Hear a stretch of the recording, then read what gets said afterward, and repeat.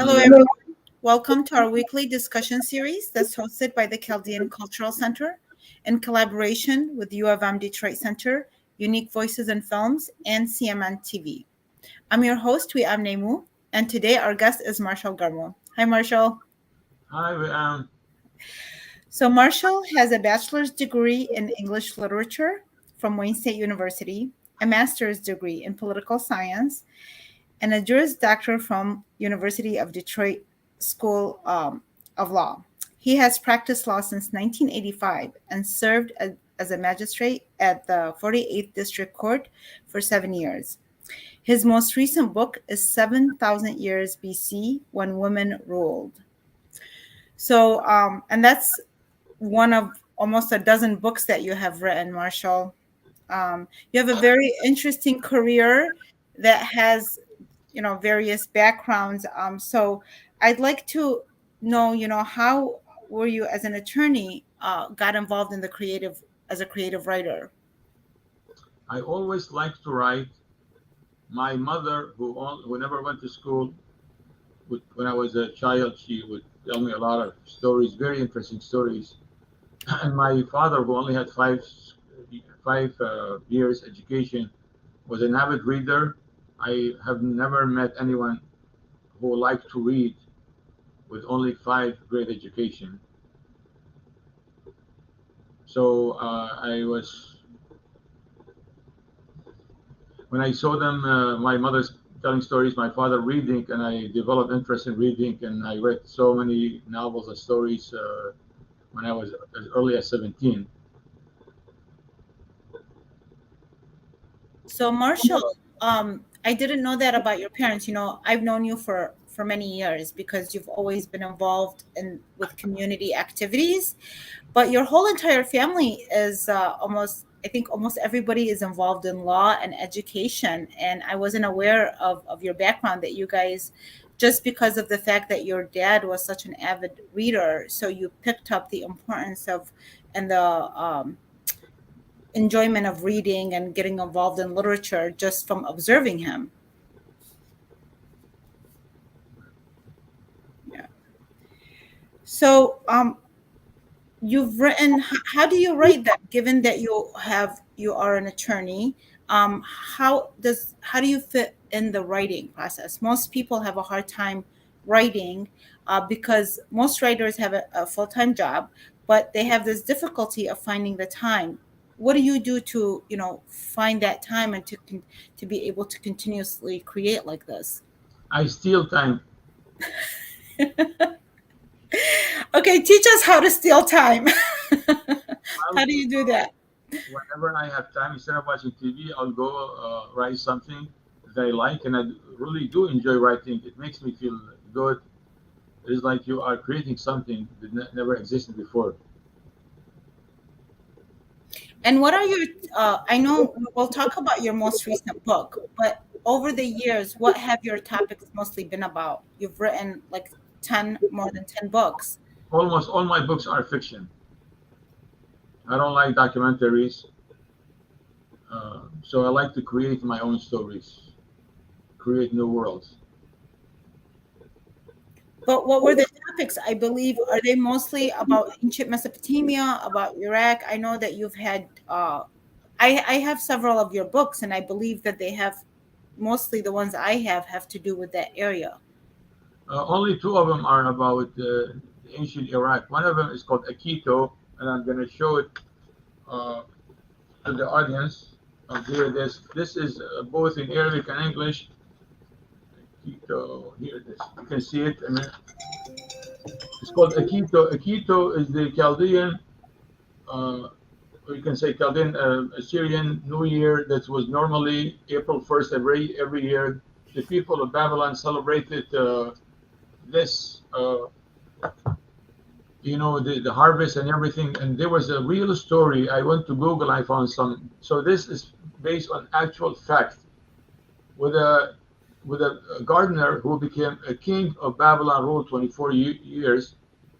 So during that time, the chief religious leader would say to the king, "What are the sacrifices? I'm sorry, sacrifices to appease the gods. So sometimes there would be you build some you burn some crops and sometimes animals. So that year, the chief priest said the king has to die, and he said the king, wait a minute, I'm the king. He said yes, this is what the gods want. So the king came up with this idea. He said, why don't we make like alternative king? This is all, I mean, you can search it in Google. Why let's make alternative king for a day and then we kill him and I come back. They said okay. So they they chose the people over there, the young men. Well, the gardener was chosen as the one day king. At the end of the day, he would be killed. He did not know, of course. So at sunset, they were about to hang him. The last second, a soldier runs and says, stop everything. The actual king died. So the gardener became king of Babylon for 24 years. This is all here, by the way. I have one in Arabic, one in English. If you need a copy, I'll give you a copy. No charge, of course. I actually have both copies. You do have this? I do. I have, yes, I have a lot of your works, believe it or not. Unfortunately, I don't have your most recent book, the one, the 7,000 years BC when women ruled. And I'm sure I would love that book. But, because of COVID, we haven't met and we used to, we were involved in more book signings in the past. And so that's one book I have to pick up from you for sure. By the way, the novel 7,000 years BC when women ruled is based on true facts. Because in 1954, this Chicago archaeologist who was initially from Detroit, Robert Brain was something like that. He was in northern Iraq, going to northern Iraq, western Iran, southern Turkey to see where was the first human village ever. So they did a C14 test, it's a chemical test, and determined that this site, which is halfway between Erbil and Sulaimaniya, was the first human settlement. So the story takes place at that first human settlement. And so if you add the 2022, so the events of this, they go back to about 9,300 years ago. So is most of your work historical fiction? No, these are the only two. I don't have any other historical fictions. I don't. The others are novels that about, that takes place anywhere at this time. So you've also done films, which I knew from before that you did, but recently in our conversations, I learned more about the films that you did do. Can you share? You said you have two films that you worked on that were done actually in Iraq. So I'm assuming, so you wrote the script and then you were the producer as well? I was the producer. The first film is about the events of First World War when the Turkish gendarme would come to the villages and they take whoever they want, the young men, and they would send them to the army. They also would kidnap girls. So this is also based on a true story that my grandfather used to tell me, how when the Turks came, his mother rolled them in a hasira. I don't know how to say it in English. You know what hasira is? Hasir? Hasira? Hasira is made of, I don't know how to say it, but it is like it's made of straw, isn't it? Yeah, exactly. So she rolled them in a hasira and they never found them. So this is it was made a film. It's a 2 hours. It's in Chaldean, by the way. It was directed by Ricardo Yusuf. He now lives in Sterling Heights. He's here, and also Marshal Garmo was involved. Also, the second one is about an actual event that happened in 1949 in Turkey. The school drowned, although there is no ocean, no sea, no river, no lake in Turkey, but they drowned at the school. 42 girls and one young man died at that flood. So this is the second movie about the flood of 1949. Also involved with me was Zerger and Hanashina. Yeah, that flood story, I got to see it. It's available on YouTube. We can watch it on the internet, and that was an incredible story. That from the time I was very young, I know we had my aunt, she lost twin daughters in that flood. It was a very famous story of just that just rained. You said, I believe you said that your mother or your parents were involved or were there. My mother was at the school. She looks up. The sky is not not dark, black, and then chunks of rain are falling, and she just took off. She was going through a pool of water. By the time she got home, within an hour, she learned that two of her neighbors were killed. Two sisters And drowned. part of the reason is because the teacher, I know that the teacher was afraid to let the girls out, so she thought they might be safer in the school, and so they ended up staying, and they ended up, unfortunately, it was a very devastating story. But what motivated you or drove you to create a film about that? Because that's a lot of work, and it's an expensive project as well. Well, let me tell you something interesting. When the movie was ready, we had it at the high school. So I said, "Do we have any survivors here?" And I did not expect. And guess what? Yes, a lady, last name Achu, she said, "Yes, I was 6 years of age," and everybody was just shocked. A survivor. Yeah. So I don't know. Is this our history? It's part of us. So, what are you? Tell us a little bit about the book, The 7,000 Years When Women Ruled. What is that book about? Well, if you recall, I said a couple of minutes ago, I said this Chicago archaeologist is in northeastern Iraq, rather, to determine where is the first human settlement, and based on C14 chemical tests, determined that this site, which it's nothing to do with my last name, it's called Jarmo, Jarmo site. He determined that this was the first human settlement. So it's he and his wife Linda. It's all in the first chapter of the novel, and he is obsessed. And he said, "I wish I can just go back and live with these people just for a day." And so when he goes to sleep, his wife comes and he's sleeping. It's called REM period. And she said, "I bet she's wondering what he see if he goes and live with these people." And the rest of the novel is what he expects to see living with these people 9,300 years ago. By the way, very interestingly, there was no bread at that time. People did not know that babies are born as a result of the relationship between husband and wife or man and wife. They said that a girl, by turning 13 or 14, will simply become pregnant, just like plants, when you grow them.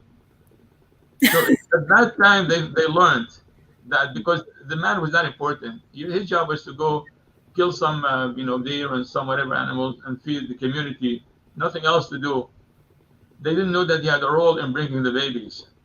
So women were preferred. Women ruled. Yeah, and from my readings, I I'm having a hard time with the. From what I had read as well is that the men were the ones that just mostly did the labor work, That's it. and Hmm. then yeah, the women had the positions, and kind of like the social, political, religious, in the religious areas. Yeah. So, but like I said, I'm really looking forward to reading that. And what advice would you give people that are trying to, especially in our community? For me, I feel the reason it's important is just because of what you just said, that it's documenting history, preserving history, celebrating our culture and our heritage. So in our case, I feel it's even more important because of all the history of the richness of our history, and plus because of the diaspora and what has happened to Chaldeans and Iraqis in general. What advice would you give them in order that they can focus and be more creative regardless of the obstacles that they face? Even what advice I give to the viewers about reading. Reading is an interest. Some people like to read. Some people prefer to watch TV. So it is something that you can try. Maybe you can start reading the first chapter. If you like it, keep going. If you don't like it, you don't need to continue. Well, what about like writers though? Writers who are trying, I find that sometimes writers they don't realize how much effort the process takes, and maybe they give up a little bit too early. What advice, or they feel like they're too busy to do that? What advice would you give them? Well, number one, I advise if you want to become a writer, start with a short story. and write a story, but the short story must have an ending that will shock, surprise, amaze the reader, or that will have a message. Can I tell you three short stories in 1 minute each? Yes, of course. I'd love Yeah. to hear that. Here's a short story that was written by an attorney. He gave it to my wife. They worked together, and the name of the story is The Funeral. My dad, I will see you next week. My dad, I'll see you next week. So it starts by describing a funeral. Many people came from out of town, from California, from other states. The way ladies are dressed like they're going to a wedding. So I'm not going to go on, but he talks about 10 pages just about the funeral. And then when he goes home, the last thing, like I'm saying to myself, why is this guy writing this story? The last paragraph made me cry. He said, "How stupid I am. We are doing a royal funeral for my dad. When he was alive, we didn't do anything for him." Oh wow, that's So very. the message is, don't we should not wait until our parents die. We should honor them, talk to them, see what they like, see what they don't like. Spend time with them. Don't wait until they die. Yes. Yeah, that's the thing about short stories. They leave a very, especially if you do a good story and it's a short story, it leaves a very strong impact. So, stories, even like a poem, a short poem can have such an impact. So, it's not necessarily where you have to write a whole book to express yourself and to share what your own stories or your family stories. Hmm. What's something like like I said, your family is you have a very interesting family, very educated. I think, like, is everybody in your family an attorney, almost all your brothers? It's all my fault. I think we have 15 attorneys with last name Garmo, and I think they're all either my kids, two of them, uh, my brothers. Of course, we lost one of them, Steve, and several nephews, nieces, and then some cousins also. And just for the record, my father lived in Tekepe, and he was the school janitor. Oh, so okay, how was it your fault? Tell us, how did you inspire this whole entire lineup of attorneys? Well, if I was an attorney, that would not be attorney, so it's all my mistake. Oh, so you started that line. Yes. Yeah, that's so inspiring, given that you're telling me about your dad's work and that his job, and then yet he was such a lover of books, and then the did he get to witness his children's success? Yes, he did, and we were. Can I tell you a story about my dad? He went to an event, and there were a lot of big shot people, VIPs. So he sat up front. So somebody came there. He didn't know my dad. He said, "Sir, can you move? Can you sit in the back?" He said, "Why?" He said, "Oh, this is just for the VIPs." He said, "Listen, four of my sons are lawyers." He said, "That's enough. You qualify." Yeah, that definitely qualifies him. What have you found that has you were born in Baghdad, or where were you born? Okay. You were born in Kiev. And Yes. when did you come to the United States? 1976. And at that point, were you like a high school what was your position, and what was your challenges when you came at that time? Well, I worked at a party store, and all kind of stories. My first party store, I was working on meat counter, and this lady comes and she wanted bologna, a pound of bologna. Two problems. Number one, I don't know what bologna is. Number two, we use kilo back home, not pound. So I just grabbed it. I thought it was like a kilo. Grabbed it, put a price, and gave it to her. So that was your experience. Yeah, Where did you guys live originally? we lived on Greendale in Detroit. And at that time, I believe that area was um, a Predominantly Chaldeans. Chaldean thriving community. There was the church. There was Sacred Yeah, Heart Church in yeah, Detroit. right. Yes. Um, and so again, because there must have been so much challenges with the language. How were you able to overcome those? Just to go to school, to go to college, and continue persevering and pushing on. And I'm sure you were always working. I don't know of any Chaldeans, especially the ones that came from back home, that didn't work as well as go to school and everything because they had to support families. Well, I worked from working at the store, so people would speak to me in English. I had to learn. And then there was an opening at the first public schools for teachers aide who spoke one language in additional to English. So I spoke both Arabic and Chaldean. So I started at Nolan Middle School. It's like near 75 and 7 Mile. I don't know if it's still there. And then I worked at Persian High School, and then Collective Work Tech Center. And then I was going to law school when I went when I was working for the Detroit Public School, and passed the bar exam the first time. And I don't want to brag, but I also passed the California bar exam and the Arizona bar exam, also first time. And I think that's really worth bragging about. It really is. Well, it's inspiring. It's really inspiring. There's no excuse. Nowadays, the lifestyle that we have and the opportunities that we have ahead of us, and people complain. And look at your story. This is why I love when I used to work even with the Chaldean News, and they would send me out on assignments to write about people. I couldn't believe every single person I interviewed, what hardships they went through or what challenges or whatever. And given that, English wasn't their major, and the accomplishments they did and the achievements, not necessarily just in the educational area, but just their strong commitment to their work and their, walking a straight line to get to where they wanted to. But in your case, I do think it's an extra special thing, Marshall, that you are, aside from all, as an attorney, your position, which is not easy in itself, but to write and create so many books, to create films, to be so involved in this work, because I believe you even did a play that was incredibly successful.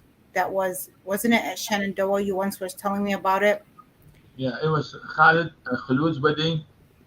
The people who came there thought that was a real wedding because when they said there was food, there was a bottle of wine on the table, and then the event started, and that's when they realized it was not real. It was just a play. So I was the writer and the director of that play, and it was sold out a long time ago. $100 a ticket. Was that a comedy? Was it It was a comedy, and all the money went to the Chaldean Ladies of Charities, and I'm proud of that. Yes, yes. So we heard so much about that play because of the fact that you said that you guys, the way you had set it up and everything like that. So all this is very time consuming, and it's amazing that you have done this much amount of work. And you were telling me that recently you had a book signing for a new book. Can you tell us a little bit about that? It's a novel in Arabic. It's called Arus Kurdistan, in English, Kurdistan Bride, and it was at Bella, Bellagio, 14 Mile, and Ryan. And I was really very fortunate. 70 educated people came, including the Iraqi consul in Michigan was present. And we have also Father Wissam. And what is that story about? What inspired you to write that story? Well, the Kurdistan region, which I was very close to Kiev, is only, 20, 25 miles from there. So I am very familiar with it. It's a beautiful area, a lot of mountains, a lot of waterfalls, lakes. So I said, this is a good place to write a novel. So the entire novel takes place in Kurdistan, Iraq. And it talks about the problems that the people are facing right now, the camps, how these criminals are coming and buying girls from the camp due to poverty and the war. So again, it's in. I wrote it in the hope that one day it would make, like 30 episodes. Easily can make 30 episodes from the novel. Well, is it that long, or do you plan to continue writing more from it? And by itself, it's enough to have 30 episodes each half hour, Mhm. and it can be filmed entirely in northern Iraq. Hmm. And do you have any contact? Because I know in the past you had contacts with filmmakers to do the films that you did in the past. Do you plan to do something like that with Kurdistan now? I don't know anybody there. I was planning to go there. I may go to Iraq and see if we can meet some people who will show interest in make. It's going to be very expensive, by the way, because of the characters and things like that. And are you working on anything else right now, Marshall? No, no, I'm not. I'm going to take some time off. It's the summer. A little break, huh? You're discouraged. You keep writing, writing, and you don't make money. Actually, you lose money. You get discouraged. Yeah. Yeah, especially because of all yeah, it's not an easy field really to be in, but at the same time, I mean, I felt that way myself, where sometimes like you just feel like, why are you doing this for? But then a certain time passes and then you're back to writing again because it's like part of who you are. Yeah. Very possible. Yeah. By the way, I don't know if the viewers saw this. This is the novel, 7,000 Years BC. It's Yes. available on Amazon. Just go to Amazon. It is available on Amazon. Yes, it is. Okay. And they Okay, can. then I can easily. What is it called when you only pay like a couple dollars to read it? Something. Yes. So I'll Yeah. put a link. We'll put a link for you too on our YouTube channel for the book for people who want to purchase the book. So the name of the book is 7,000 Years BC When Women Ruled, and you Yes. can find it, by Marshal Garmo. You can find it on Amazon. Are any of your other books on Amazon, Marshall? I had a book. It's called. This is. I don't know why Amazon put it there, but it's. I'm trying to remember. This is a very like my first novel. Uh, Trying to remember. This is in English, by the way. These are the only two books in English, in addition to Akito and Immigrant's Dream, but they're placed also in English. Well, isn't there's a book called The Boy and the Beast or something like that? Yeah, exactly. Yeah, I don't know if the name they changed the publisher. Yeah, The Boy and the Beast.